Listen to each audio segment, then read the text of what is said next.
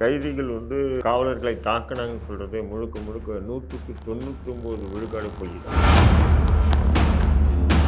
ஒரு கால் ஒரு சிலர் வெளியே இருக்கும்போது அது போன்ற எண்ணெய் கொண்டு உள்ளே வராங்க பார்த்தீங்களா, அந்த நபர் கொஞ்சம் வெளியே இருந்தால் அடின்னு அடித்து தனி செல், அதுவும் மென்டல் பிளாக்னு ஒன்று இருக்குது, அந்த பிளாக்கில் எடுத்து போட்டுருவாங்க. ரெண்டாவது இப்போ லோக்கல் இப்போ இங்கே இருக்கிற கைதி எதுனா கொஞ்சம் அட்ராசிட்டி பண்ணால் அடித்து கை கால் உடைப்பாங்கன்னு வைங்களேன். உதாரணம் இப்போ ஃபாரினர்ஸை அடிக்க முடியாது, ஏன்னா அவன் எம்பாசி கண்ட்ரோலில் இருக்கான். சிவகார்த்திகேயன் இருக்காங்க நடிகர், அவங்க அப்பா தாஸ் சூப்பரண்டுன்னு ஒருத்தர் இருந்தார். 2000 கைதிக்கு 25 கேன் பால் வரும். அவர் என்ன பண்ணுவார், கேட்லேயே நிப்பாட்டு பாலை பார்ப்பார் திறந்து, அது தண்ணி கிண்ணி மிக்ஸ் பண்ணியிருக்கா, அதுவும் 25 கேனும் உள்ளே வந்திருக்கான்னு. வேறு சூப்பரண்டு என்ன பண்ணுவோன்னா அதெல்லாம் பார்க்க மாட்டாங்க. 25 கேனுக்கு அவன் எடுத்துகிட்டு வரக்கூடிய கான்ட்ராக்டே என்ன பண்ணுவான்னா 10 கேன் தான் எடுத்துகிட்டு வருவான். சிறைத்துறை ஐஜி என்பது ஒரு மேற்பார்வை தான். அவர் கைதிகளுக்குள்ளே நடக்கக்கூடிய விஷயங்கள்லாம் உள்ளே பூந்து இவன் என்ன அவங்களுக்கு சலுகை இவங்களுக்கு சலுகை அதெல்லாம் பண்ணவும் மாட்டாங்க எந்த ஐஜியும். இப்போ இந்த பெண் காவலர் சொல்லும் போது அதை தான் திரும்ப சொல்கிறாங்க. நீங்கள் ஒரு செல்லில் நீங்கள் லாக்கப் பண்ணும்போது ஒன்று சிங்கிளாக போடுவாங்க, இல்லை சார் நாங்கள் 2 பேரும் சார் நண்பர் சார், நாங்கள் இங்கே எங்களை போட்டுருங்க சார்ன்னு நீங்கள் எவ்வளோ தான் காசு கொடுக்குறேன் அதை கொடுக்குறேன்னு நீங்கள் ஆசைப்பட்டு சொன்னாலும் போடவே மாட்டான். சரி, பிரியாணின்னு நினைச்சா அது நம்ம தொப்பி வாப்பா பிரியாணி தான். வேர்ல்ட் கிளாஸ் டேஸ்ட், உலகத்தரம் வாய்ந்த சுவையில் உன்னதமான பங்களிப்பு. சார் வணக்கம் சார். வாங்க சார், தொடர்ந்து தமிழ்நாட்டில் பல காலமாகவே இந்த சிறையில் கைதிகளை அடிக்கிறது நம்ம நிறைய இடத்துல கேள்விப்பட்டிருக்கோம். சில தடவை கைதிகள் போலீஸை தாக்கினார்கள் அப்படின்னு கேள்விப்பட்டிருக்கோம். ஆனால் ஒரு முக்கியமான நிகழ்வாக சென்னையில் புழல் சிறையில் ஒரு பெண் கைதி, அதுவும் நைஜீரியாவை சேர்ந்தவர்கள் காவலரை தாக்கியிருக்காங்கன்ற ஒரு செய்தி வந்திருக்கு. இது எவ்வளோ தூரம் உண்மை? இதில் என்னென்ன விஷயங்கள் மறைக்கப்பட்டிருக்கு? இல்லை, இதில் எப்படின்னு சொன்னீங்கன்னா, எப்போவுமே ஒரு கைதிகள் காவலர்களை தாக்குனாங்கன்னு சொல்கிறதே முழுக்க முழுக்க 100க்கு 99 விழுக்காடு பொய் தான். ஓகே. ஒரு விழுக்காடு சில இடங்களில் ஏதோ ஒன்று மனநிலை பாதிக்கப்பட்டவங்க செய்கிற செயல்பாடுகளை தான் பார்க்க முடியும். ஏன்னா சிறையில் உள்ள அத்தனை பேருக்கும் தெரியும். இப்போ 2000 பேர் புழலில் சிறையில் இருக்காங்க, உதாரணத்துக்கு 2000 பேர் இருக்காங்க. அங்கே வார்டர்கள் சிறை காவலர்கள்னு பார்த்தீங்கன்னா ஒரு 60 பேர் 50 பேர் தான் இருப்பாங்க காவலுக்கு. இப்போ இந்த 50 பேரை அடிக்கிறதுக்கு 5 நிமிஷம் வேலை. ஆனால் இந்த 50 பேரை அடித்து போட்டோன்னா 5000 பேர் வேறு போலீஸ் வரும். புரியுதுங்களா? அவங்கள அடிச்சிக்க முடியுமா? இது எல்லாருக்குமே தெரிஞ்சது. ஏன்னா அது ஒரு சிஸ்டம்.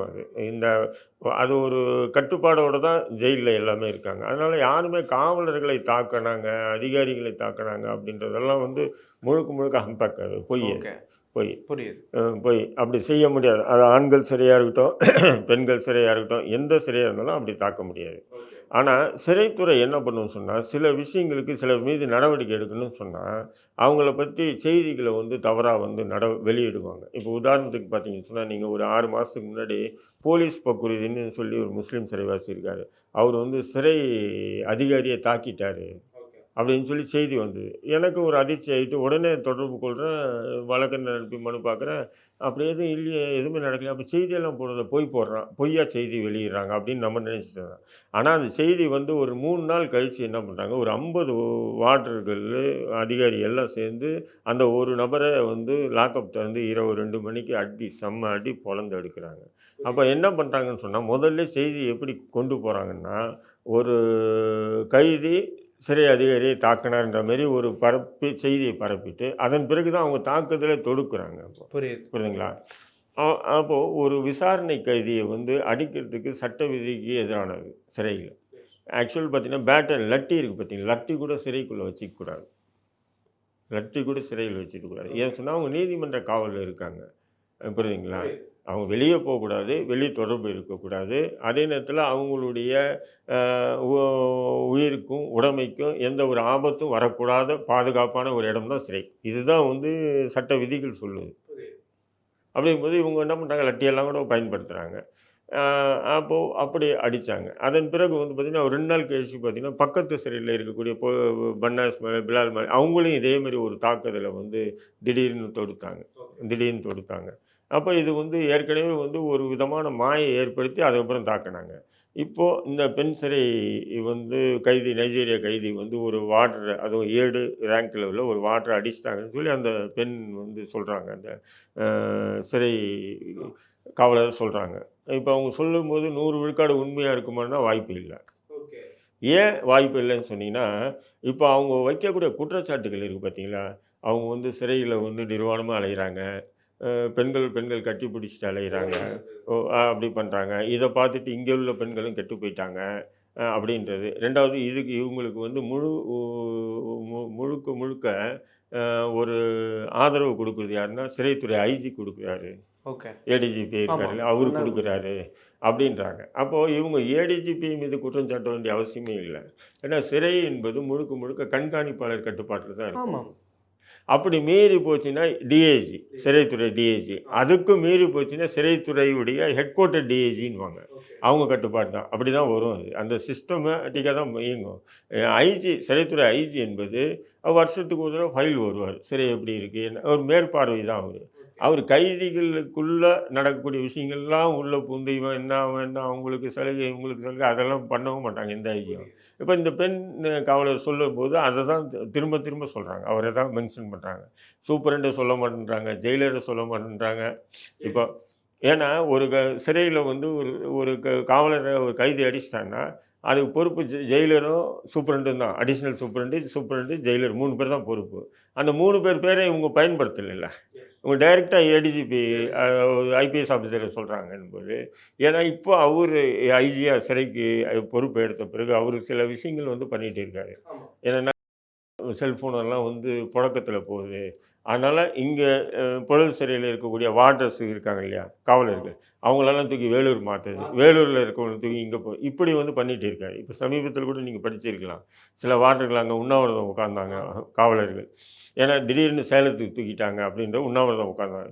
இந்த மாரி சிறை நிர்வாகத்துக்குள்ள ஒரு விதமான ஒரு தகிடுதம்பா விளையாட்டு நடந்துட்டு இருக்கு. ஏன்னா இப்ப அவர் வந்து எடுத்துட்டு இருக்கிறதுனால.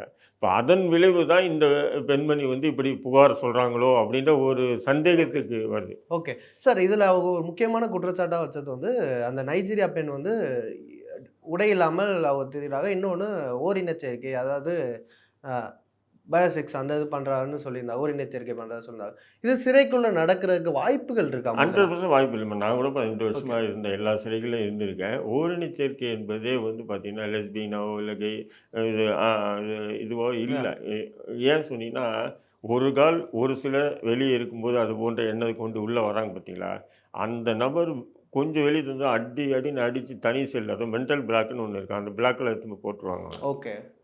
புரியுதுங்களா? முடிஞ்ச அளவு சிறைக்குள்ள போனான்னா ஓரினச் சேர்க்கையாளர் திரும்பி வெளிய வர்றதுக்கு அதிகமான வாய்ப்பு இருக்கு. சிறைக்குள்ள ஓரினச் சேர்க்கையாளர்கள அதிகரிக்கும் அ இதுவே பண்ண முடியாது. நீங்க வந்து ஒரு ஒரு செல்ல வந்து நீங்க லாக்கப் பண்ணும்போது, ஒண்ணு சிங்கிளா போடுவாங்க. இல்ல 3 பேர போடுவாங்க. இல்ல 5 பேர ஒற்றைப்படை தான் போடுவாங்க. இது வந்து அப்படி ஒரு அவங்களுக்கு ஒரு புரோட்டோகாலே இருக்கு அவங்களுக்கு. இல்ல சார் நாங்க 2 பேரும் சார் நண்பர் சார். நாங்க இங்க எங்கள போட்டுருங்க சார்ன்னு நீங்க எவ்வளோதான் காசு குடுக்குறேன், அத குடுக்குறேன்னு நீங்க ஆசை வார்த்தை சொன்னாலும் போடவே மாட்டான் சிறைக்கு. வேற ஒரு ஆள தூக்கி எக்ஸ்ட்ரா போடு. இல்லையா இவனுங்க 2 பேரும் தூக்கி தனித்தனியா செல்ல போடு. இப்படி தான் சொல்லுவாங்க. அப்போ அந்த அளவுக்கு வந்து கண்ணும் கருத்துமா இருப்பாங்க. சில பேர் வந்து அடிச்சு விடுறாங்க. சிறையில வந்து ஓரினச் சேர்க்கை இருக்கு. அது இருக்கு. பெண்கள் சிறையில லெஸ்பியன் இருக்கு அப்படின்றாங்க. இப்ப இந்த பெண்ணும் அப்படி சொல்றாங்கன்னா, அப்ப அதுக்கு முழு பொறுப்பு யாருன்னா, அங்க இருக்கக்கூடிய சூப்பரண்ட் தான் பொறுப்பு. அங்க இருக்கக்கூடிய அடிஷனல் சூப்பரண்ட் தான் பொறுப்பு. அங்க இருக்கக்கூடிய ஜெயிலர் தான் பொறுப்பு. அங்க இருக்கக்கூடிய டெப்டி ஜெயிலர் தான் பொறுப்பு. நீங்க எடுத்த உடனே டிஜிபியை காட்டுறீங்க. டிஜிபி வந்து எந்த செல்லுல அவரு கீழ நெறைய ஜெயில் இல்ல, இல்ல. இருக்கும். ஒட்டுமொத்த தமிழ்நாடா ஆ. சிறை ஆமா. எந்த ஜெயில்ல, எந்த பிளாக்ல யார் யாரு ஒண்ணா படுத்திருக்காங்க, யார் யார் தனியா படுத்திருக்காங்க, அவருக்கு அந்த வேலை இல்லையே. எஸ். அப்ப இவங்க குற்றச்சாட்ட அங்க வைக்கிறாங்க. அவங்க லெஸ்பியன் உண்மையில அங்க நடந்ததுன்னு சொன்னா, அது முழுக்க முழுக்க காரணம் யாருன்னா, அங்க இருக்கக்கூடிய சிறை கண்காணிப்பாளர் தான். சூப்பரண்ட் தான். ஓகே. புரியுதுங்களா? ஓகே. புரியுது. சார் இன்னொன்னு அந்த பெண் வந்து ஃப்ரம் நைஜீரியா ஒரு அண்டை நாட்டவர்கள் வந்து இங்க ஜெயில்ல இருக்காங்க. ஸோ மோஸ்ட்லி வந்து ஃபாரினர்ஸ் ஜெயிலுக்கு போறது ஒரு 3 காரணமா இருக்கும். அதுல முக்கியமான காரணம் ஒரு ட்ரக்ஸ் டீலிங் அந்த இது இருக்கும். ஸோ அந்த பெண் மேல உண்மையிலேயே ட்ரக்ஸ் டீலிங்ல உள்ள ட்ரக்ஸ் இல்ல. இப்ப பெரும்பாலும் நைஜீரியன்ஸுக்கு வந்து இங்க வழக்குன்னு பார்த்தீங்கன்னா, சீட்டிங்கு, ஓகே. அப்புறம் வந்து பார்த்தீங்கன்னு சொன்னா ஃப்ராடு, ஓகே. அப்புறம் ட்ரக்ஸு Yeah. இந்த மாரி வழக்கு கூட ஆண்கள், பெண்கள் 2 பேரும் ம். கலந்தே வராங்க. ஆமா. நைஜீரியா பெண்கள், நைஜீரியா ஆண்களும் வராங்க. நெறைய பேர் ஆமா. வராங்க. ம். அது தவிர்த்து அவங்களுக்கு வந்து மற்ற வழக்குகள் இல்ல. இல்ல. இப்ப இவங்களுக்கு வழக்குகள் இருக்குன்னு சொன்னா, இந்திய அரசியல் சட்டம் என்ன சொல்லுதோ, அந்த அடிப்படையில தான் அவங்களுக்கு தண்டனை எல்லாம். ஓகே. நீதிமன்றம் குடுக்குற தண்டனை கூட இந்திய அரசியல் சட்டத்துக்கு உட்பட்டு தான் தண்டனை குடுப்பாங்க. ஃபாரினர்ஸ்ன்னு சொல்லி எக்ஸ்ட்ராவும் குடுத்துட மாட்டாங்க. ஃபாரினர்ஸ்ன்னு சொல்லிட்டு சலுகையும் காட்டிட மாட்டாங்க. அதே நேரத்தில் இந்த ஃபாரினர்ஸுக்கு ஒரு சலுகை இருக்குது. என்னென்னா ஃபுட்டு சாப்பிட்ற விஷயம் இருக்குது பார்த்தீங்களா? இப்போ நாங்கள்லாம் சிறைக்குள்ள இருந்தோம்னு சொன்னால் எங்களுக்கு வந்து சமைக்கிறதுக்கு அனுமதி கொடுக்க மாட்டோம். இப்போ நம்ம தமிழ்நாட்டுக்காரங்க இல்லை இந்தியாவில் உள்ளவங்க போனாங்கன்னா சமைக்கிறதுக்கு அனுமதி இல்லை. ஜெயிலில் சமைச்சு போகிறது சாப்பிட்ணும். அது நாத்தம் அடித்தாலும் சரி, எதுவாக இருந்தாலும் அதை தான் சாப்பிடணும். வேறு வழியே இல்லை. பட் ஃபாரினர்ஸுக்கு ஒரு அனுமதி இருக்குது. என்ன சொன்னால், இப்போ அவங்களுக்கு வந்து ரா மெட்டீரியலாக குடுத்துருவாங்க. காய்கறி, அரிசி எல்லாமே குடுத்துட்டு, அவங்க தனியா குக் பண்ணிக்குவாங்க. ஏன்னு சொன்னா, இப்போ நம்ம வந்து காரம் அதிகமா சாப்பிடுவாங்க. அங்க வந்து காரமே சாப்பிட மாட்டாங்க. இப்போ காய்கறி வந்து நம்ம முழுக்க வேக வச்சு தான் சாப்பிடுவோம். அங்க அரை வேக்காடு தான் சாப்பிடுவோம். அதனால ஃபுட்டு வந்து அவங்களுக்கு வந்து என்ன பண்ணுவாங்க, அந்த ரா மெட்டீரியல குடுத்துருவாங்க. அவங்க இது மட்டும் தான் ஃபாரினர்ஸுக்கு இன்னும் சலுகை. புரியுதுங்களா? அதே இல்லாம வந்து இப்போ ஃபாரினர்ஸுக்கு வந்து மனுவெல்லாம் அதிகமா வராது அவங்களுக்கு. நேர்காணல் யாரும் வரமாட்டாங்க. அவங்களுக்கு வந்து பிசிபி மூலியமா வெளிநாட்ல அவங்க சொந்த பந்தம் மூலியமா காசு குடுப்பாங்க. 2வது அவங்க எம்பசி மூலியமா காசு வந்துரும் அவங்களுக்கு. செலவு. அப்போ வந்துரும்போது சில பொருட்கள் எக்ஸ்ட்ரா வந்து வாங்கி அவங்க சமைச்சுக்குவாங்கன்னு வைங்களேன். அப்போ சமைக்கும்போது அப்புறம் அவன் மட்டும் இப்படி சமைச்சு சாப்பிட்றான். இப்படின்ற பொறாமை மற்ற கைதிகளுக்கு வரும். உண்மை. ஆனா நீ வந்து உனக்கு டெய்லி மனு வரும். 2வது நீ ஒரு 10 நாள் இருந்துட்டு பெயில் வாங்கிட்டு போயிடுவ. அவங்களுக்கு பெயிலே இல்ல. இப்போ இது ட்ரக்ஸ் கேஸ்லலாம் ஒரு ஃபாரினர்ஸ் என்ன பெயில் குடுத்தா ஓடிடுவான்ல அவன். அதனால பெயில் குடுக்க மாட்டாங்க. அவன் ஜெயிலுக்குள்ள வச்சே கேஸ் நடத்தணுன்னும்போது, அவங்களுக்கு சில எக்ஸ்ட்ரா கொஞ்சம் ஆர்டினரி கொஞ்சம் வசதிகள் செஞ்சு குடுப்பாங்க. வசதின்னு சொன்னா அதுக்குன்னு ஃபுல்லா இல்ல. 2வது இப்போ வந்து லோக்கல் இப்போ இங்க இருக்கிற கைதி எதனா கொஞ்சம் கொஞ்சம் அட்ராசிட்டி பண்ணா சொன்னா, அடிச்சு கை, கால் உடைப்பாங்கன்னு வைங்களேன் உதாரணத்துக்கு. இப்போ ஃபாரினர்ஸ அடிக்க முடியாது. ஏன்னா அவன் எம்பசி கண்ட்ரோல்ல இருக்கான். புரியுதுங்களா? அப்போ அவன் வந்து என்ன பண்ணுவான், இதுவே அடிச்சு கை, கால் உடைச்சிட்டாவும், அவன் எம்பசிக்கு உடனே உள்ளேருந்து வழக்கறிஞர் மூலம் லெட்டர் அனுப்பிச்சான்னா, எம்பசி வந்து என்ன பண்ணுவான், கவர்மெண்ட் பதில் சொல்ல வேண்டிய சூழ்நிலை தள்ளப்படும். இப்போ இதனால அதிகாரிகள் சில விஷயங்களுக்கு சரி, சரி விடு அப்படி கொஞ்சம் காம்ப்ரமைஸ் பண்ணுவாங்களே தவிர, அதுக்குன்னு சொல்லி ஃபாரினர்ஸுக்குன்னு சொன்னா அவங்களுக்கு ஃபுல்லா எது வேணா பண்ணிக்கோ, எப்படி வேணா வாழ்ந்துக்கோ, எப்படி வேணா இருந்துக்கோ அப்படியெல்லாம் சொல்றதுக்கு சிறைத்துறை நிர்வாகம் தயாரில்ல. ஓகே. சார் கடைசி ஒரு முக்கியமான கொஸ்டினா, ஜெயிலுக்குள்ள தொடர்ந்து இது மாரி சம்பவங்கள் நம்ம நெறையா பார்த்தோம். ரீசென்ட்டா ஒரு 2 மந்த்ஸ்க்கு முன்னாடி புழல்ல ஆண்கள் சிறையில இதே ஒரு மாரி பிரச்சனை வந்துச்சு. கைதிகளுக்குள்ள சண்டை போட்டதா. ஸோ அந்த ஏடிஜிபி வந்த பிறகும் நெறையா ஜெயில்ல கைதிகளுக்கு நெறையா சலுகைகள் வழங்கப்பட்டதாகவும் ஒரு குற்றச்சாட்டு வந்துகிட்டே இருக்கு. நெறையா ஜெயிலர்ஸ வந்து மாத்திக்கிட்டே இருக்கிற ஒரு குற்றச்சாட்டும் வந்திருக்கு. ஸோ அவர மாத்தணும்னு இது மாரி நடக்குதா? இல்ல இவங்களே அது தானா நடக்குதா? இல்ல ஒரு ஏற்படுத்தப்படுதான்னு ஒரு கொஸ்டின் இருக்குல்ல? இல்ல இயற்கையாவே எப்படின்னு சொன்னா, சிறை காவலர்கள்லாம் இருக்காங்க பார்த்தீங்களா, ஒரு வொர்ஸ்ட் ஃபெல்லோஸ் எல்லாமே. ஓகே. ஏன்னு சொன்னீங்கன்னா, அவங்களுக்கு அந்த நிர்வாகம், அந்த சூப்பரண்டு அல்லது ஜெயிலரு யாராவது கொஞ்சம் கடுமையா, நேர்மையா, உண்மையா இருந்தா அவங்களுக்கு பிடிக்காது. ஏன்னா டியூட்டியில இதெல்லாம் வந்து அவங்களுக்கு வந்து ரொம்ப அப்போ என்ன பண்ணுவாங்கன்னா, சில விதமான நெருக்குதல குடுப்பாங்க. அந்த நெருக்குதல் எப்படின்னு சொன்னா, நேரடியா அவன் அதிகாரிக்கு குடுக்க முடியாது. புரியுதுங்களா? அப்போ அந்த கைதிகள்கிட்ட வந்து என்ன பண்ணுவான், அடிக்கிறது, கைய உடைக்கிறது, கால உடைக்கிறது. அப்போ அவன் என்ன பண்ணுவான், வழக்கறிஞர் அவனுக்கு நல்லா தெரியும். இவன கை வச்சா இவன் வழக்கறிஞர பிடிப்பான், இவன் ஹைகோர்ட்ல போடுவான், சூப்பரண்டு போவாரு, ஜெயிலர் போவாரு, கோர்ட்ல நிப்பாரு, தொப்பிய கழட்டிட்டு அப்படின்னு நல்லா தெரியும். தெரிஞ்சுட்டு அவன அடிப்பானுங்க. ஓகே. இந்த மாரி டார்ச்சர் ஒரு விதமான இப்போ உதாரணத்துக்கு நம்ம சொல்லணும்னா, சிவகார்த்திகேயன் இருக்காங்க நடிகர். ஆமா. அவங்க அப்பா தாஸ் சூப்பரண்டுன்னு ஒருத்தர் இருந்தார். தாஸன் சூப்பரண்டு இருந்தார். இப்ப அவரு வந்து என்ன சொன்னார், ரொம்ப நேர்மையின் உச்சம் அந்த ஆள். ரொம்ப நேர்மையான அதிகாரி. எனக்கு தெரிஞ்சு. ரொம்ப நேர்மையான நபர். எப்படின்னு சொன்னீங்கன்னா, இப்போ ஒரு ஒரு நாளைக்கு வந்து பால் சிறை 2000 பேர் கைதி இருக்காங்கன்னா, ஒரு 25 கேன் பால் வரும். 2000 கைதிக்கு 25 கேன் பால் வரும். பால் வந்ததுன்னு சொன்னா, அவர் என்ன பண்ணுவாரு, கேட்லயே நிப்பாட்டிட்டு பால பார்ப்பார் திறந்து. அது தண்ணி கிண்ணி மிக்ஸ் பண்ணியிருக்கா. அதுவும் 25 கேனும் உள்ள வந்திருக்கான்னு. வேற சூப்பரண்ட் என்ன பண்ணுவான்னா, அதெல்லாம் பார்க்க மாட்டாங்க. ஒரு 25 கேனுக்கு அவன் எடுத்துட்டு வரக்கூடிய கான்ட்ராக்டே என்ன பண்ணுவான்னா, 10 கேன் தான் எடுத்துட்டு வருவான். இப்ப காசு இது பண்ணிடுவான். அந்த 10 கேன் பால்லயே வந்து என்ன பண்ணுவான், ஒரு 5 கேன் தண்ணிய ஊத்திட்டு, அந்த 5 கேன் பால எடுத்துன்னு போய் அதிகாரி வீட்டுக்குள்ள குடுத்து காம்ப்ரமைஸ் ஒரு மாமூல் குடுக்குற மாரி குடுத்து, அத யாருமே கண்டுக்க மாட்டாங்க. ஆனா இவரு என்ன பண்ணுவாரு, கேட்ல வந்து நிப்பாரு. நின்னுட்டு பால் வருதா இறக்கு. எண்ணு எவ்வளோ இருக்கு? இருக்கு கரெக்ட்டு. இன்னைக்கு கோட்டா எவ்வளோ? எத்தனை பேர் சிறையில இருக்கான்? எத்தனை பேர் பால் படி கேட்டுருக்கான்? எத்தனை பேர்? எவ்வளோ பால் வந்திருக்கு? இத்தனி கேன் வந்திருக்கா? இத்தனை கேன் வந்திருக்கு. பால் தரேன். நல்லா இருக்கா? நல்லா இல்லன்னா உடனே ரிட்டர்ன். புரியுது. அப்போ இது ஸ்டோர் டெப்டின்றாங்க பார்த்தீங்கன்னா, இவங்களுக்கு அது ஒரு பின்னடைவு ஆகுது. இந்த வருமானம் போகுது இல்லையா? அது ஆகுது. மற்ற இவங்களுக்கு அதிகாரி இவருக்கு கீழ உள்ள அதிகாரிகள்லாம் நமக்கெல்லாம் பால் கூட இல்லைன்னு சொன்னா 5 லிட்டர், 4 லிட்டர் டெய்லி வீட்டுக்கு எடுத்துட்டு போறது. இல்லன்னும்போது எப்படி இருக்கும்? ஒரு விரக்தி இருக்கும். அதேமாரி என்ன ஆகுதுன்னா, ஒரு தடவ வந்து அவருடைய பீரியட்ல வந்து நேர்காணல் பார்க்க வந்திருக்காங்க சிறையில. பார்க்க வரும்போது ஒரு பெண்ணுகிட்ட வந்து வார்டர்ஸ் வந்து தவறா நடந்துக்கிட்டாங்க. நேர்காணல் மனு பார்க்க வரும்போது வந்து ஒரு தவறாக நடந்துக்கிட்டேன். அந்த பெண் வந்து என்ன பண்ணுச்சு, ஒரு புகார் போய் குடுத்தது. புகார் குடுத்தோனே அவரு இவர் சூப்பரண்ட் கிட்ட வந்தோனே அந்த பெண்ண நேரடியா வர வச்சாரு. யாரும்மா என்ன எந்த தேதிக்கு எப்போ நீ மனு பார்த்த? உன்கிட்ட யார் தவறா நடந்துக்கிட்டாங்க? பார்த்தா சொல்லு இவங்க தான் சொல்லுவேன் சார் அப்படின்னு. 2 பேர் சேர்ந்து என்ன தவறா நடந்துட்டாங்க. உன் புருஷன் உள்ள இருக்கான் வா நம்ம போலான்னு கூப்பிட்டாங்க அப்படின்னு சொல்லும்போது, அப்போ இவருக்கு ஒரு இதுவாயிட்டு இது பண்ணிட்டாரு. இவர் என்ன பண்ணிட்டாரு உட்காந்துக்கிட்டு அன்னைக்கு தேதியில யார் யார் அந்த மனு அந்த அந்த டியூட்டி போடுவாங்க. 8 பேர் 10 பேர் மனுக்குன்னு சொல்லி ஒதுக்குவாங்கல்ல. அந்த அத்தனை பேரையும் என்ன பண்ணாரு கூப்பிட்டு வந்துட்டார். எல்லாம் லைனாக ஃபைல நிற்க வச்சுட்டார். எப்படி குற்றவாளிகளை வந்து நிற்க வைப்பாங்க, அந்த மாதிரி சிறை காவலர்களே நிற்க வச்சுட்டாரு. லேடீஸ் லேடீஸ் ஜெயிலையும் ஜென்ஸ் வந்து வார்டன் ஜெயிலரா இருப்பாங்க. இல்லை இல்லை இல்லை ஓகே. இது ஜென்ஸ் ஜெயிலில் நடந்தது இது. ஓகே. அதாவது அவருடைய கணவர் அந்த பெண்ணுடைய கணவர் ஜெயிலில் இருக்காரு. ஓகே. அவங்கள பார்க்க வந்தப்ப நேர் தப்பு. மனு பார்க்க வரும்போது வெளியே இவங்க 2 பேரும் வார்டர்ஸ் புரியுது. வந்து வீட்டுக்கு கூப்பிட்டுருக்காங்க. வாங்க ஓகே. போவோம் அப்படின்னு கூப்பிட்டுருக்காங்க. புரியுது, புரியுது, புரியுது. புரியுதுங்களா? புரியுது. அப்போ இவர் என்ன பண்ணிட்டார், ஜெயிலர் ரூமில் நிப்பாட்டி அந்த 8 வார்டரையும் நிற்க வச்சுட்டாரு. நிற்க வச்சுட்டேம்மா சொல்லு உங்ககிட்ட யார் உன்னைய கூப்பிட்டான் வா போகலான்னு யார் கூப்பிட்டா சொல்லுமான்னு அந்த பொண்ணு வந்து சொல்லிச்சு இவங்க 2 பேர் தான்.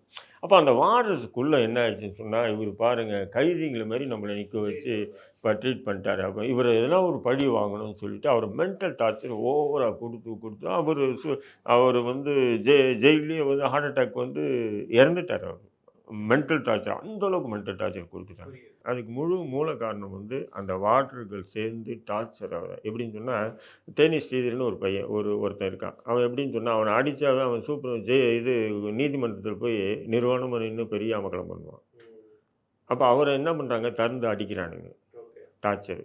அதன் பிறகு என்ன பண்ணுறாங்க, முஸ்லீம் கைதிகள் தீவிரவாதிகள் வந்து பேரில் ஃபோன் பண்ணி உன் பொண்ணு அதாவது சிவகார்த்தியினுடைய அக்கா இந்த எக்ஸாம் எழுதுது, இந்த எக்ஸாம் முடிச்ச உடனே தூக்கிடுவோம் பாரு இன்னைக்கு அப்படின்னு சொல்கிறது. எக்ஸாம் முடிஞ்ச உடனே தூக்கிடுவோம் பாருன்னு. இந்த மாதிரி மென்டல் ஏன்னு சொன்னால் முஸ்லீம்களே நாங்களே இருந்தோமே, நாங்களே அவருக்கு எதிராக எப்போவுமே அவ்வளோ நேர்மையின் உச்சம் அவர். அப்படிங்கும்போது கரெக்டாக இருப்பார் டியூட்டியில். அது யாராக இருந்தாலும் சலுகைகளே இல்லை இதுவும் இல்லை, கரெக்டாக இருப்பார். நம்ம அவர் மீது ஒரு தனி ரெஸ்பெக்ட் இருக்கும் எப்போவுமே. அப்போ அந்த பிள்ளை வந்து டாக்டருக்கு ஏதோ எழுதிட்டு இந்த எக்ஸாம் வந்து தூக்குறோம். இப்படி மென்டல் டார்ச்சர் பண்ணி பண்ணி பண்ணி பண்ணி அவர் கடைசியாக இருந்தாலும் இறந்தே போயிட்டார். அதுக்கு முழு மூல காரணம் சிறை காவலர்கள் தான். இப்போ ஏன் சொல்ல வரேன்னு சொன்னால், இப்போ இந்த பெண் வந்து சிறைத்துறை ஐஜி மீது குற்றச்சாட்டு வைக்கும்போது தான் எனக்கு சந்தேகமே வலுக்குது. இவங்க குற்றச்சாட்டு வைக்கணும்னா சூப்பரண்ட் மீது தான் வைக்கணும். ஏன்னா சிறையில் வந்து காவலர் அடிச்சிட்டாங்க, சிறை கைதி வந்து என்னை அடிச்சிட்டா அப்படின்னு சொல்லி சூப்பரண்ட் வைக்கணும். ஜெயிலில் வச்சுட்டு அவங்களே நடவடிக்கை எடுப்பாங்க. உடனே அவங்கள வந்து என்ன பனிஷ்மெண்ட் வேறு ஜெயிலுக்கு மாற்றலாம். புரியுதுங்களா உங்களுக்கு? அப்போது இல்லைன்னு சொன்னால் என்ன நடக்கும்னு சொன்னால், இப்போ அங்கே வந்து நைஜீரியா பெண்கள் நிறைய பேர் இருப்பாங்க. அவங்களுக்கு வந்து ஃபாரினர்ஸ்ன்றதுனால சில பல இதுகள் செஞ்சே கொடுக்கணும். அதை இவங்களுக்கு பிடிக்காமல் அதை ஒழிக்கிறதுக்காக, அவங்கள அடக்கிறதுக்காக, இல்லைன்னா அவங்கள இந்த ஜெயிலேருந்து வேறு ஜெயில் மாற்றுறதுக்காக போட்ட ஒரு பிளானாக இருக்கும். இது தவிர வேறு எதுவுமே இல்லை. 2வது அவங்க சொல்கிறது வந்து அவங்க வந்து அப்படி இருப்பாங்க இப்படி இருப்பாங்கன்னு ஒரு நேச்சர். இப்போ வந்து ஆண்கள் சிறையில் கூட நைஜீரியன்ஸ் நிறைய பேர் இருப்பானுங்க.